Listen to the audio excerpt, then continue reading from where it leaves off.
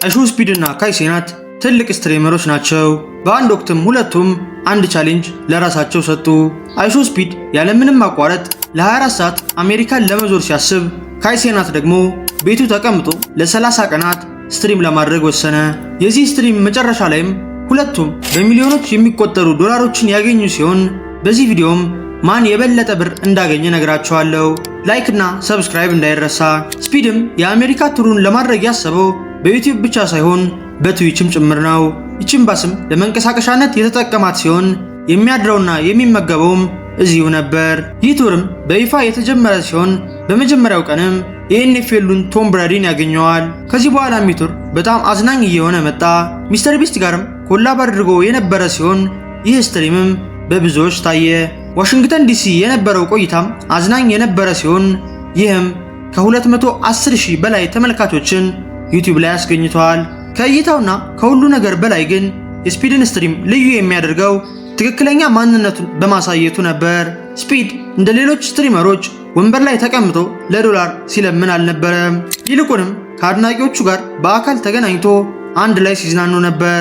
ይህ ቱር ካለቀ በኋላም ስፒድ አንድ ብዙዎችን ያስደሰተ ነገር አደረገ።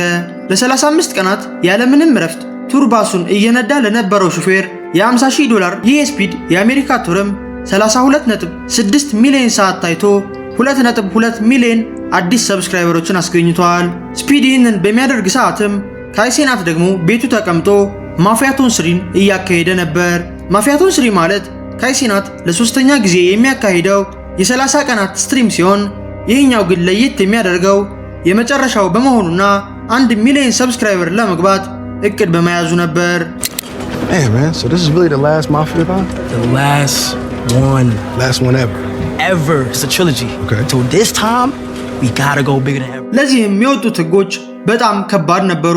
ለ30 ቀናት ያለምንም እረፍት ካሜራ ሳይጠፋ ህዝቡን ማዝናናት። ካይ እንቅልፉ ሲመጣው እንኳን ካሜራው የማይቋረጥ ሲሆን ይህም በጣም ከባድ ነበር። በመቶ ሺዎች የሚቆጠሩ ሰዎችም እያንዳንዱን የምታረጉትን ነገር እየተመለከቱ ሲሆን ልምድ ለሌለው ሰውም ትንሽ ይወሳሰባል። ለካይ ግን የማፊያቶን ለሶስተኛ ጊዜ የሚያደርገው በመሆኑ ብዙም አልፈራም። ከዚህ በፊት ያደረጋቸው 2 ማፊያቶኖችም አሪፍ ቢሆኑም ከሶስተኛው ጋር ግን አይወዳደሩም። ሴፕቴምበር ሙሉ ወሩንም የካይ ሴናት ስትሪም ህዝቡን ሲያዝናና ነበር። ታዋቂ ሰው የሚባልም ያልቀረ ሲሆን ለምሳሌ ስኑፕ ዶግ እና ኪም ካርዳሺያን ተገኝተው ነበር። ሁሉም ሲጠብቀው የነበረው ሰው ግን ሌብሮን ጄምስ ነበር። የባስኬትቦሉ ሌጀንድም በማፊያቶን ስሪ የመጨረሻው ቀን የተገኘ ሲሆን መጥቶም ወዲያው አልተመለሰም። እዛው እነ ካይ ጋር እየተጫወተም ብዙ ሰዓት ቆይተዋል። ይህ ስትሪምም በጣም ቫይራል የወጣው ሌብሮን ጄምስ የካይ ሴናትን ጸጉር በሚቆርጥበት ሰዓት ሲሆን 1 ሚሊዮን ሰብስክራይበርም በዛው ቀን አገኘ።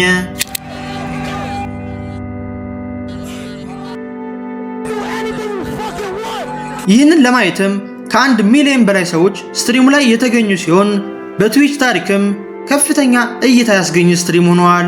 ማፊያቶን ስሪ እንዳለቀም ይህ ስትሪም 84.7 ሚሊዮን ሰዓት ታይቷል።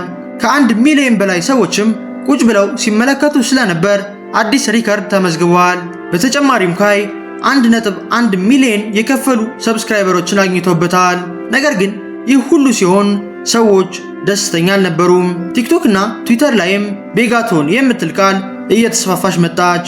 ሰዎችም ካይን በተደጋጋሚ ሰብስክራይብ አርጉ እያለ ሲለምን ነበር እያሉ ሰድበውታል። ካይና ጓደኞቹም ሲለምኑ የሚያሳዩ የተለያዩ ቪዲዮዎች ክሊፕ እየተደረጉ የወጡ ሲሆን በየሰዓቱም ካይ ዶላር ዶኔት አርጉ እያለ ሲጠይቅ ነበር። ካይን ለብዙ ዓመታት ሲደግፉ የነበሩ አድናቂዎቹም እኛ ኤቲኤም አይደለንም ብለው የተናገሩ ሲሆን ጫናው የበዛበት ካይም እኔ ሁሌም ማፊያቶን ሳካሂድ እንደዚህ ነኝ ብሎ ተናግሯል።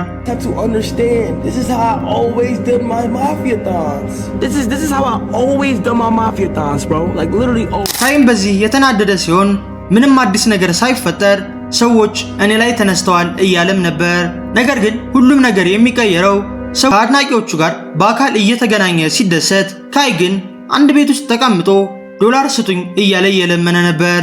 የበለጠ ደግሞ ብዙዎችን ያናደደው ሰዎችን እያዝናና ከቆየበት ጊዜ ይልቅ የለመነበት ሰዓት ስለሚበልጥ ሲሆን ከብዙዎችም ትችት ደርሶበታል። አሁን ደግሞ ሁለቱም በአጠቃላይ ስንት ብር እንደሰሩና ማን የበለጠ ገንዘብ እንደሰራ እንመልከት።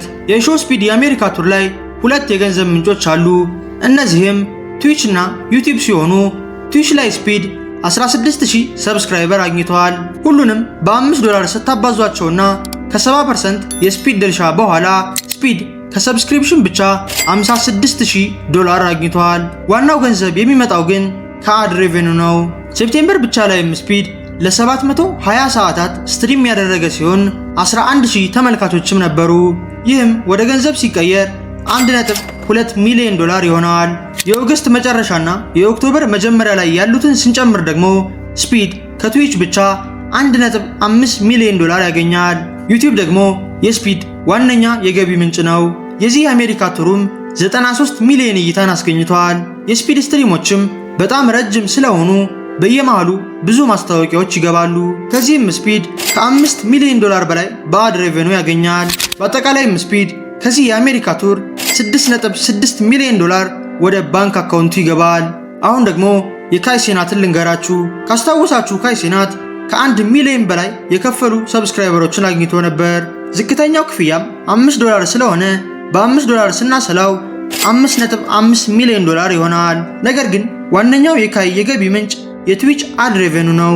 ካይ በዚህ ማፊያቶን ለ628 ሰዓታት ስትሪም ያደረገ ሲሆን ከ130,000 በላይ የላይቭ ተመልካቾችንም አግኝቷል። የራሱ የካይ ጓደኛም እንደተናገረው ከሆነ ካይ ከአድ ሬቬኑ ብቻ ከ13 ሚሊዮን በላይ እንደሚያገኝ ነው። ከዚህ ላይም የሰብስክራይበር ሬቬኑ ሲጨመር $19 ሚሊዮን በማፊያቶን ስሪ ብቻ ያገኛል። ስለዚህ ከካይና ከአይሾው ስፒድ ማን የበለጠ ገንዘብ አገኘ? ይህንን ስንመለከትም ካይ ሴናት የስፒድን 3 እጥፍ የሚሆን ገንዘብ አግኝተዋል። ካይ ሴናት 19 ሚሊዮን ሲያገኝ ስፒድ ደግሞ 6.6 ሚሊዮን አግኝተዋል። ነገር ግን እንዲህ ለመሆኑ የተለያዩ ምክንያቶች ይነሳሉ። ካይ ሴናት ስትሪም ሲያደርግ የነበረው ዓለማችን ላይ ተወዳዳሪ ከሌላቸው ዘፋኞችና የፊልም ባለሙያዎች ጋር ነው። ጭራሽ ይባስ ብሎ ሌብሮን ጄምስ ስትሪሙ ላይ የተገኘ ሲሆን በዚህም ካይ ብዙ ገንዘብ እንዲሰራ ሆነዋል። አይሾው ስፒድ ግን ይዞ የቀረበው ራሱንና ህዝቡን ሲሆን በትክክልም አዝናኝ የነበረውና በብዙዎች የተወደደውም የስፒድ ስትሪም ነበር። ስፒድም ከዚህ ስትሪም በሚሊዮኖች የሚቆጠሩ አዲስ ሰብስክራይበሮችን ያገኘ ሲሆን ይህም ከገንዘብ በላይ ነው። ምክንያቱም እነዚህ ሰዎች ከዚህ በኋላ የስፒድ ተመልካች ናቸው። በዚህም የበለጠ ገንዘብ ከነሱ ያገኛል። ይህ ስፒድ ቱርም በብዙዎች የተወደደ ሲሆን ስፒድም ከአድናቂዎቹ ጋር ደስ የሚል ግንኙነት ነበረው።